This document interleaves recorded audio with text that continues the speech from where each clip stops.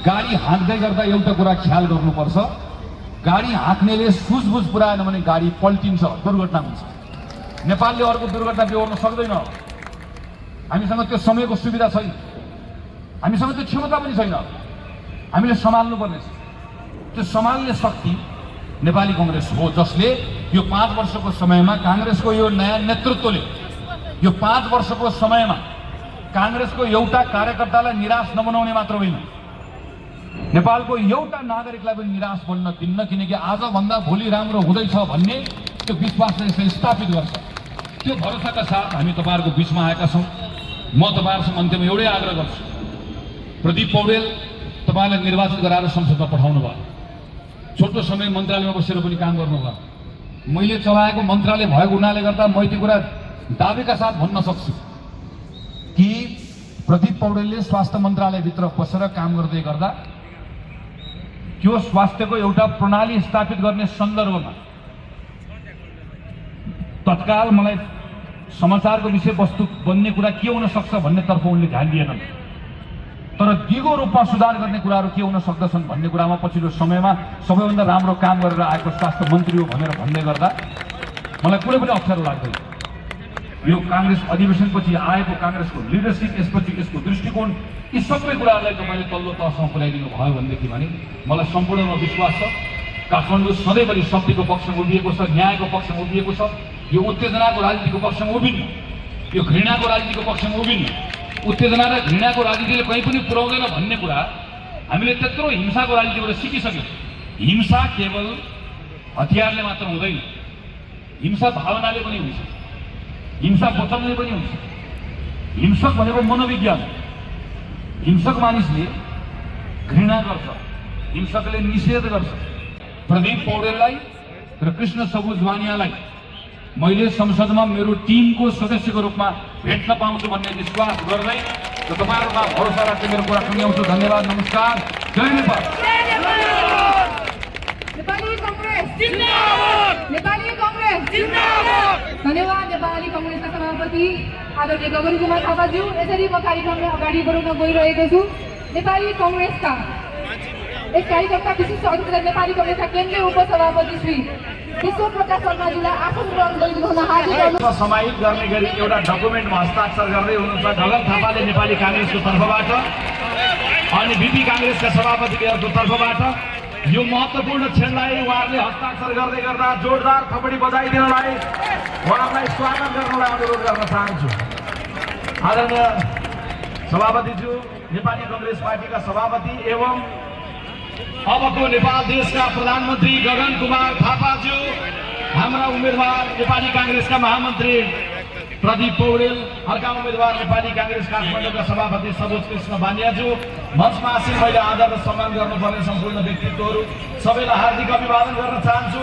परसम्मबाट एकपटक हात उठाएर सबले भनिदिनु जय नेपाल, अझै जोडले घन्टाइदिनु जय नेपाल।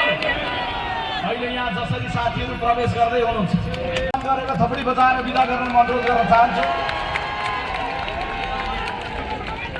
मध्य प्रदेशको राष्ट्रसभाको सभापति अहिले त नेपाली कांग्रेसमा प्रवेश गर्नुभएको छ। म आज मात्रै कर्णाली प्रदेशबाट काठमाडौँ आएको छु। विभिन्न प्रश्नको घेराउमा रहेको देशलाई सम्हालेर लिएर जानुपर्ने कर्तव्य छ। त्यसैले यो बेलामा म तपाईहरुलाई स्मरण गराउन चाहन्छु, आनी हुरीको बीचमा विगतमा पछि सारा सब लागिसक्यो, स्टेज खाली हुन लाग्यो भन्दै गर्दा तपाईहरुलाई एकछिनमा म फेवाताल लिएर जान चाहन्छु।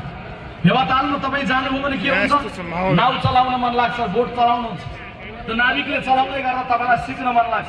त्यसैले कसैले पुरानो दल रोज्न चाहनुहुन्छ भने पुरानो कम्पनी नेपाली कांग्रेस पार्टी, जसले गर्व गर्छ विगतमा देशमा गरेका राम्रा कुराका लागि, जसले आत्मालोचना गर्छ विगतमा भएका कमजोरीका लागि, नेपाली कांग्रेस पार्टी पुरानो कम्पनी। तर यदि कसैले रोज्न चाहनुहुन्छ, नयाँ रोज्न चाहनुहुन्छ भने विशेष महाधिवेशनबाट नीति र नेतृत्व बदलेर आएको नेपाली कांग्रेस पार्टी अहिलेको बेलामा सबैभन्दा नयाँ पार्टी, नयाँको रूपमा आएको, नयाँ ब्रान्ड लिएर आएको, नयाँ नेतृत्व, नयाँ दृष्टिकोण लिएर आएको। त्यसैले यो बेलामा नयाँ भन्ने कुराको अलमलमा यदि मतदाता पर्नुभयो भने देशले दुःख पाएको विगतलाई सम्झिनुपर्छ। अघि हाम्रा सभापति गगनजीले पनि त्यसबारेमा भन्नु, म संक्षिप्तमा आग्रह गर्न चाहन्छु। 64 सालमा नयाँ रोजियो, नेकपा माओवादी ठुलो दल भयो, तर देशले संविधान प्राप्त गरे।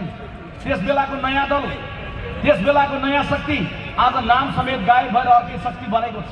त्यस बेला एकै ठाउँमा रहेकाहरू भिन्न भिन्न ठाउँमा पुगेका छन्। 64 सालमा देशले गल्ती गर्यो।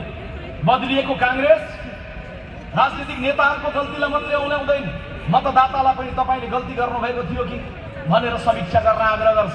64 सालमा देशले गल्ती गर्यो, देशले संविधान पाएन। 70 सालमा काङ्ग्रेसले भन्यो हामीलाई देशको कमान्ड सुम्पिनुहोस्, हामीलाई कमान्ड सुम्पिनुभयो भने हामी 2 वर्षमा संविधान बनाउँछौँ। 70 मा चुनाव भयो, काङ्ग्रेस ठुलो दल बन्यो, देशको कमान्ड काङ्ग्रेसले सम्हाल्यो, प्रधानमन्त्री सुशील कोइराला बन्नुभयो। 2 वर्ष भनेको 2 वर्षमा देशले संविधान पायो। त्यसैले मूल प्रश्न प्रदीप पौडेललाई निर्वाचित गर्ने कि नगर्ने भन्ने छैन। मूल प्रश्न सबुज कृष्ण बानियालाई संसदमा पठाउने कि नपठाउने भन्ने छैन। मूल प्रश्न 64 सालमा गरेको गल्ती जस्तै यो देशले गल्ती गर्ने। वचन के थियो, उहाँको वचन के थियो म सम्झिन्छु। केही वचनहरू दर्जनौं वचन मध्ये केही वचन सम्झिन्छु। मिडियाका साथीहरूले खोज्नुहोस्। महानगरपालिकाले आफ्नै ट्याक्सी एप चलाउने भनेर भनेको थियो, त्यो भएको छ कि छैन अहिले खोज्नुहोस्। अझै राम्रो सुन्दै गर्दा आनन्द लागेको थियो काठमाडौँ महानगरलाई गर्न चाहन्छु। के तपाईँ बाकस अलग अलग गनियो भने आफ्नो वडामा रुख चिन्हको मत ल्याउँदै गर्दा अर्को वडालाई जित्ने गरी ल्याउँछु भन्ने कुरामा काम गर्न तयार हुनुहुन्छ? एउटा वडाले अर्को वडासँग प्रतिस्पर्धा गर्न तयार हुनुहुन्छ? त्यो प्रतिस्पर्धी मनोविज्ञान चाहियो, त्यो जाँगर चाहियो। सानातिना कुरा पनि बिर्सिने, आफ्नो वडामा केन्द्रित भएर लाग्ने। स्वागत गर्न चाहन्छौँ। यसरी नै एक बृहत चुनावी आम सभा क्षेत्र नम्बर 5 र 6 को कार्यक्रममा क्षेत्र नम्बर 5 का सभापति श्री श्याम बहादुर खड्काज्यूलाई यो कार्यक्रमलाई सम्बोधन गरी अन्त्य गर्न अनुरोध गर्दै म पनि बिदा हुन चाहन्छु। धन्यवाद। जय नेपाल।